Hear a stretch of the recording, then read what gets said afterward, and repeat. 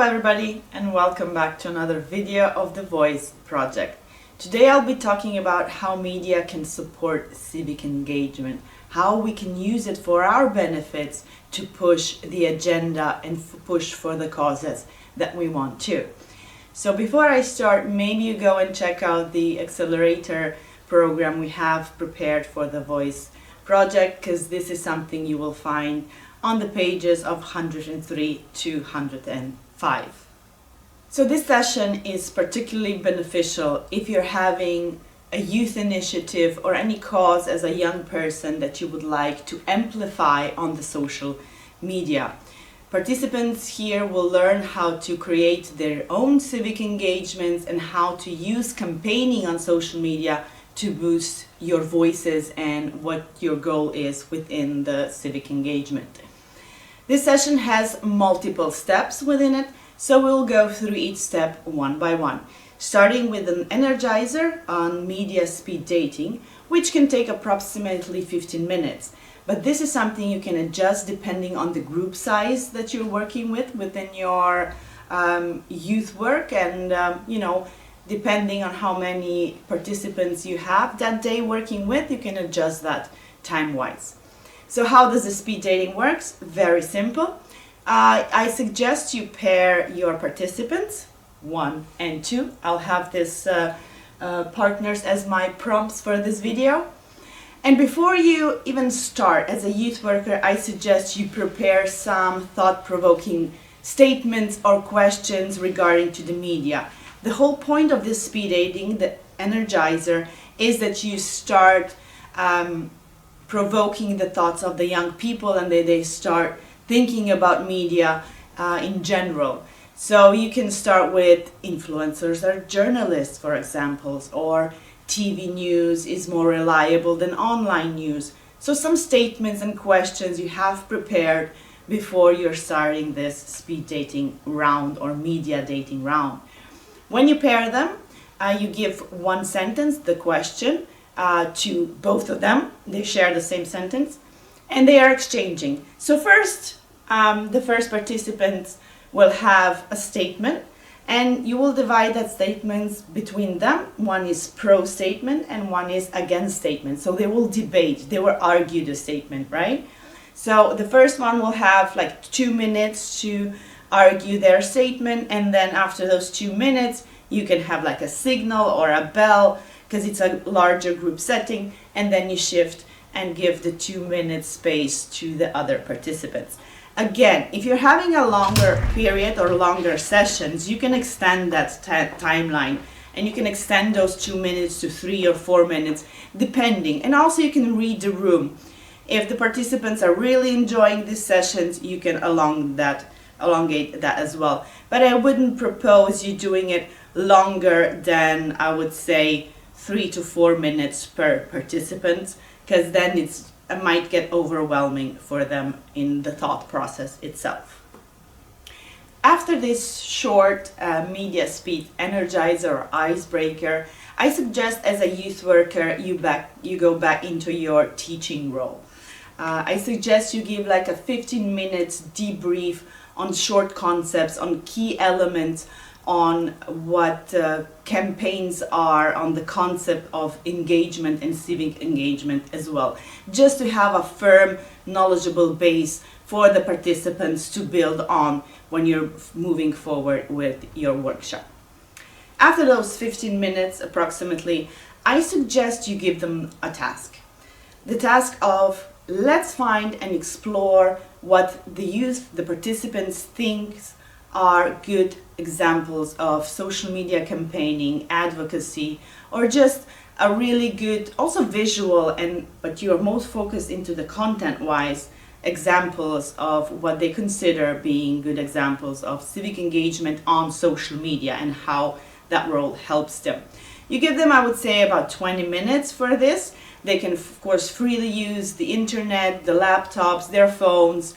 They can also, either you divide them back into smaller groups, maybe 3 to 4 participants within the group.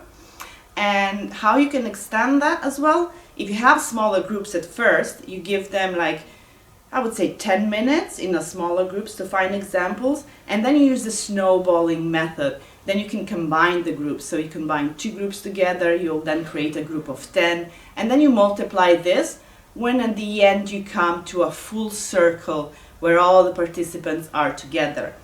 Of course, they might have similar views and similar platforms that they will go and search for these examples. So it's okay that one group and the other group have similarities or have similar examples that they have found.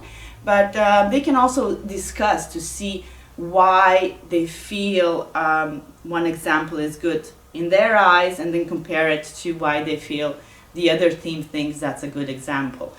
So it's perfectly fine if you have the same examples multiple times, as long as it's thought through and talked about it through, and then you come together in a full circle and then discuss what the participants think are the key elements of a good campaigning or a good media social strategy when it comes to civic engagement or youth initiatives or advocacy as a word itself.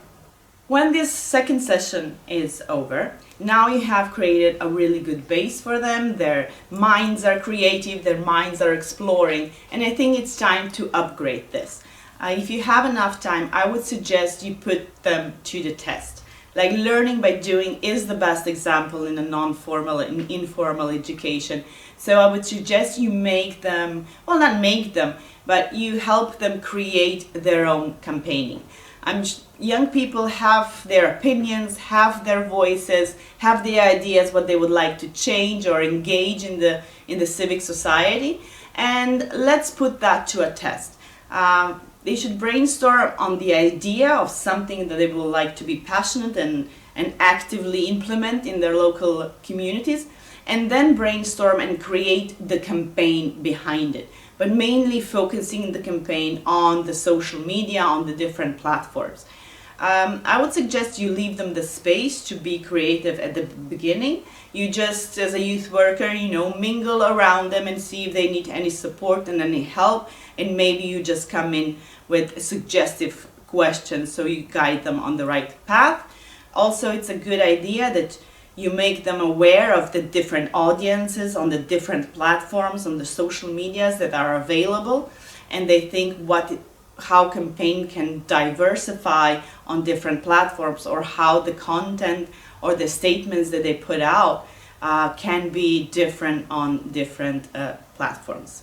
When the brainstorming session and the creative ideas have come to life in the form of paper, or even better, maybe they have made an example using some tools, digital tools such as Canva, to prepare some things, some reels, some GIFs, depending, then I would suggest you make them, they present their idea to other participants.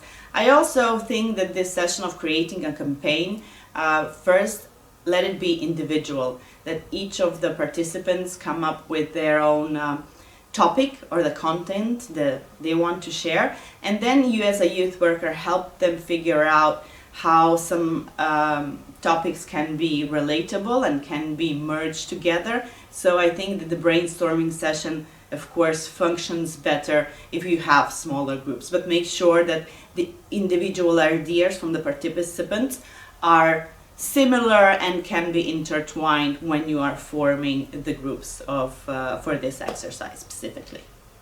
When the presentations are successful and done, and you applaud all the efforts that they have made, I would suggest that you come back to a full circle of participants, and then you summarize the key elements of media campaigning, of social engagement, or how advocacy can help a civic engagement in a more, maybe like bullet points for the participants to collect them, and that is something that they leave with a strong knowledge base.